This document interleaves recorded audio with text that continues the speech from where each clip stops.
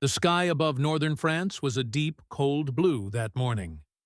Second Lieutenant Robert Samuel Johnson gripped the control stick of his P-47C Thunderbolt, flying at the rear of his squadron's formation, 28,000 feet above the Earth. The 56th Fighter Group had just crossed the English Channel, escorting a formation of B-17 bombers returning from a raid over Villeurbanne airfield near Paris. 48 Republic P-47 Thunderbolts, roaring in formation, engines humming like a metallic choir of power and precision. Johnson was only 23, a kid from Lorton, Oklahoma, son of a mechanic, raised through the hardships of the Great Depression. He'd earned his pilot's license the day before his 16th birthday, paying for flight lessons with the money he'd saved from fixing cars and hauling scrap. Now, years later, he sat inside one of the heaviest, most powerful single-engine fighters ever built, 7 tons of American metal, powered by 18 cylinders of pure engineering defiance. The massive Pratt Whitney R-2800 engine ahead of him churned out 2,000 horsepower, spinning a 13-foot propeller that could pull his fighter through the sky at more than 400 miles an hour. The Thunderbolt wasn't sleek like a Spitfire. It wasn't graceful like a Messerschmitt. It was a monster. And that day, it was about to prove what it was made of. Then, everything exploded. Out of the sun, 16 Focke-Wulf FW 190 fighters from Jagdgeschwader 26 dove from 32,000 feet, one of the Luftwaffe's most elite units, veterans of hundreds of kills. They struck like hawks descending on their prey. The first pass scattered the Thunderbolts. Johnson, flying tail-end Charlie, took the brunt of their attack. 20-millimeter cannon shells ripped through his fuselage. The canopy shattered, showering him with glass. Hydraulic fluid sprayed across his face, burning his eyes. A cannon shell exploded near his leg, sending shrapnel into his thigh. A bullet grazed the tip of his nose. Smoke filled the cockpit. Then the engine caught fire. Johnson tried to bail out, but the canopy was jammed, damaged, twisted, stuck open just 6 inches. Not enough space to escape. He was trapped. Flames licked the front of his cockpit. Then, miraculously, died out on their own. The ruptured fuel lines had starved the fire before it could consume him. Half-blind and bleeding, Johnson fought to control an aircraft that had been torn apart by at least 21 direct cannon hits and more than 200 machine gun rounds. Any other plane would have disintegrated. Any other pilot would have been dead. But somehow, the Thunderbolt stayed in the sky. That moment, a young American pilot refusing to die, his crippled fighter still flying, would echo through the minds of German pilots for the rest of the war. Because in that moment, the Luftwaffe learned something that shook their faith in everything they knew about air combat. The Americans had built something different, something terrifying. They had built a flying tank. The Germans had always prided themselves on precision and efficiency. Their fighters were fast, sleek, agile, machines of pure performance, where every ounce of weight was shaved away for speed. But this American brute defied everything they believed about design. It was heavy. It was overbuilt. It looked clumsy.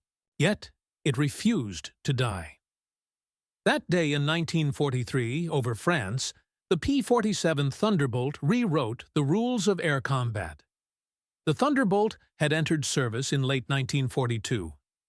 At first, even American pilots doubted it. It was enormous, almost twice the weight of a Spitfire or Messerschmitt. German intelligence officers, analyzing early photos, dismissed it as a flawed design. They couldn't have been more wrong. The Thunderbolt was the brainchild of Alexander Kartveli, a Georgian-born immigrant who had fled Soviet Russia and found his calling in America. Where European engineers worshipped aerodynamics and lightness, Kartveli believed in something else: survivability. He built a fighter that could take hits, bring its pilot home, and keep flying long after other planes would have fallen apart. The P-47's wings were forged around a single piece of thick aluminum, strong enough to withstand 12 Gs, triple what most fighters could endure. The pilot sat inside what ground crews affectionately called the armored bathtub. Steel plates surrounded the cockpit. Bulletproof glass protected the windscreen. Even the seat itself was armor. And behind that protection sat the beating heart of the Thunderbolt, the R-2800 engine, cooled by air, not water. That meant no vulnerable radiators. No single shot could bring it down. Even if cylinders were destroyed, the rest would keep firing. The plane could lose an entire section of its engine and still fly. Every fuel tank was self-sealing. When bullets tore through them, the holes literally closed themselves within seconds as the rubber layers swelled with gasoline. German pilots learned the hard way that even direct hits meant nothing. One Luftwaffe ace, Major Heinz Baer, who had over 200 victories, would later admit in disbelief, "We hit them repeatedly. We saw the strikes, but they never fell. The Thunderbolt pilot could sit there, absorb our fire, and then shoot us down. It was psychological warfare." That day over France, Johnson's ordeal wasn't over. After surviving the initial ambush, his crippled Thunderbolt was limping back toward the channel when a lone FW-190 spotted him. The German pilot, likely Oberleutnant Egon Mayer, a deadly ace, moved in to finish him off. Mayer's cannons were empty from earlier combat, but his machine guns still had rounds left.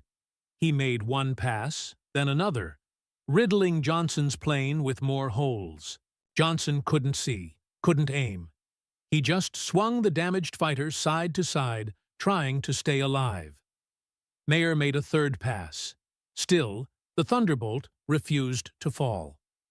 Finally, the German ace pulled alongside the battered American fighter, close enough for Johnson to see his face through the cracked canopy.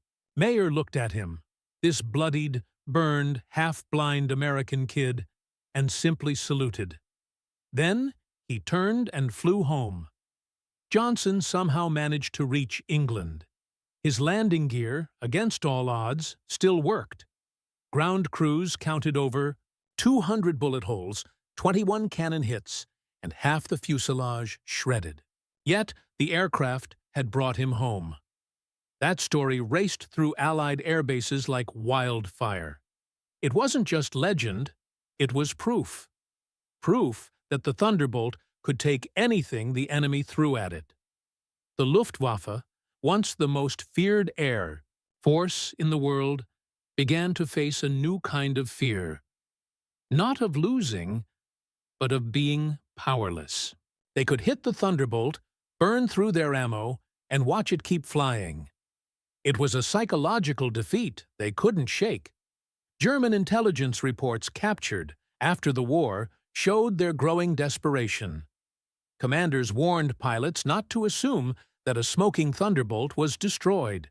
They told them, "Do not pursue damaged P-47s. They can still fight." Imagine the German High Command ordering its best aces to avoid combat with American fighters. The numbers told the same story. In 1943, the P-47's loss rate was less than 1% per sortie, the lowest of any Allied fighter. Over 90% of damaged Thunderbolts that made it home were repaired and back in the air within a week. Even German engineers couldn't believe what they saw when they captured a P-47. At their testing centers, they examined the wrecks and discovered redundant control cables, thicker armor, backup systems, things that seemed inefficient by their standards. But as one German report concluded, the Americans have solved a different problem. We built fighters to win dogfights. They built fighters to win wars. The Thunderbolt's design philosophy changed everything. American pilots could now fight more aggressively, push closer, and survive the impossible. Men like Francis Gabi Gabreski, a Polish-American ace, took full advantage. Gabreski dove into dogfights with reckless precision, flying through German fire, taking hits, and coming out alive every time. Between 1943 and 1944, he became the top American ace in Europe with 28 kills. By early 1944, the Luftwaffe was unraveling. Its best pilots were dying faster than they could be replaced. The P-47s, with their 850 caliber machine guns, turned German skies into a killing ground. Even the most experienced aces, men like Gerhard Barkhorn and Günter Röll, admitted that facing Thunderbolts was terrifying. They called them fliegende Festungen, flying fortresses. And as the war ground on, the Thunderbolt evolved. It became the backbone of Allied air power. In France, it turned into a devastating ground attack machine. Its armor and survivability made it perfect for strafing tanks, trains, and artillery. German soldiers began to dread the deep roar of its radial engine. They called it Jabo, short for Jagdbomber, the fighter bomber. But among themselves, they whispered a different word: unzerstörbar, undestroyable. Even when hit by flak and 80mm guns, the P-47s often came home. Ground crews joked that all it needed to fly was one working aileron, half an engine, and a pilot with enough guts. By the end of the war, over 15,000 Thunderbolts had been built. They flew more than 500,000 combat sorties. They destroyed nearly 7,000 enemy aircraft and tens of thousands of vehicles, trains, and tanks. And most importantly, they brought their pilots home. When the war ended, the statistics were staggering. The P-47 had the lowest loss rate of any American fighter. Its pilots had the highest survival rate. Thousands of young men lived to grow old because of that aircraft's armor, design, and sheer will to survive. Years later, German ace Adolf Galland was asked which Allied fighter he respected most. His answer came instantly: the Thunderbolt, because you could hit it again and again, and it would still come for you. Another ace, Johannes Steinhoff, described it even more poetically. We flew elegant, deadly machines. They flew armored fortresses. And in the end, their fortresses defeated our thoroughbreds. The P-47 didn't just win battles. It changed aviation forever. It proved that survivability was as important as speed. Every American jet that came after, the F-86, the F-4, even the A-10, carried its legacy. In fact, the A-10 Thunderbolt II was named in its honor. Like its ancestor, it's built to take damage and keep fighting.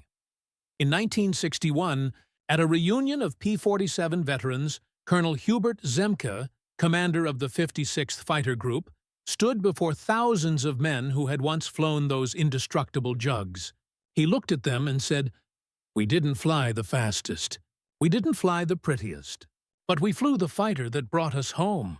And that's all that ever mattered." The nickname Jug, short for Juggernaut, was never more fitting. It wasn't elegant. It wasn't sleek. But it was unstoppable. And long after the last battle was fought, the legend of the P-47 Thunderbolt lived on as the fighter that refused to fall.